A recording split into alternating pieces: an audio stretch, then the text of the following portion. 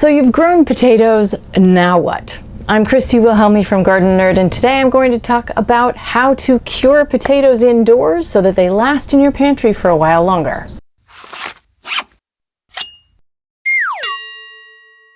I've done a number of videos on potatoes, growing them in containers, in raised beds, and how to harvest them. You can find those all by just searching potatoes on this channel. But today I wanted to specifically focus on how to cure them, because that makes them last longer. And for this job you need some newspaper, remember that, and some freshly harvested potatoes, which I've got right here. First, let's talk about the ideal conditions for curing potatoes. You may not have all of these conditions lined up perfectly, but the closer you can get, the better. We're in my garage, which is unheated, air conditioned. There is a window, but the most important factor in curing potatoes is darkness, which is why we have newspaper. We're going to cover the newspaper. We're going to lay the potatoes on newspaper so they'll be completely covered. This garage gets pretty dark when the roll door is closed. So that's one. Number two is humidity. Ideally, you want humidity between 85 and 90% humidity. Now, where I live, it happens to be most of the time in that range, but sometimes between 65 and 90. But we're pretty coastal, so we have more humidity than most places, so we're good. But if you don't have that, you can artificially humidify a room if you need to. We're in here with the washer and dryer, and that creates humidity in the location. So we're going to use this place. It's the best we can do. Now, the third criteria for this is low temperatures.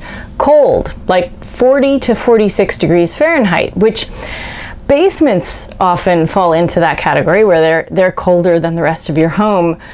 We don't have a basement. So what that means, if you don't have cold temperatures, it just means that your potatoes probably won't last as long in storage, which is fine. Just eat a lot of potatoes. That is okay. Don't ever let anyone tell you that potatoes aren't good for you, because they are. Okay, I digress. So as I mentioned, darkness is really important. So the first thing I'm going to do is lay out some newspaper. And I use this little spot here. So I'm going to slide this in here, and it's going to go up on the edges to create a little bit of a wall. Like this on the sides. So now I'm ready to load my potatoes on here. Let's talk about this first, though. You'll notice that there is soil on these potatoes, and that is because we don't want to damage the skin. When you harvest, it's recommended to let your soil dry down for about a week before you harvest them. That way the skins can toughen up a little bit and soil won't cling to it as much. So we've got these potatoes. They're covered in a little bit of dirt, but they're mostly just going to go on the shelf just like this. When you lay your potatoes out, it's best to keep them away from one another. You don't really want them touching, but they can be pretty close. So we're just going to layer these in with a breath of space in between them. I would like to point out two things. When you're inspecting your potatoes before storing them, keep an eye out for this. Anything that has this green appearance. If it's green, you don't want to eat it, because that is a neurotoxin and can cause a lot of intestinal issues. Technically a poison. We don't want to eat it. Green appears, it's called solanine. It is a chemical that develops in potatoes when it's been exposed to sunlight. So this wasn't buried well enough in the ground, even though I had mulch over it, still got exposed to the sun. So these do not keep, okay? The other thing you want to look for is the mother. This guy is pretty gnarly, but it's also a little bit squishy, and it has a lot of pock holes in it.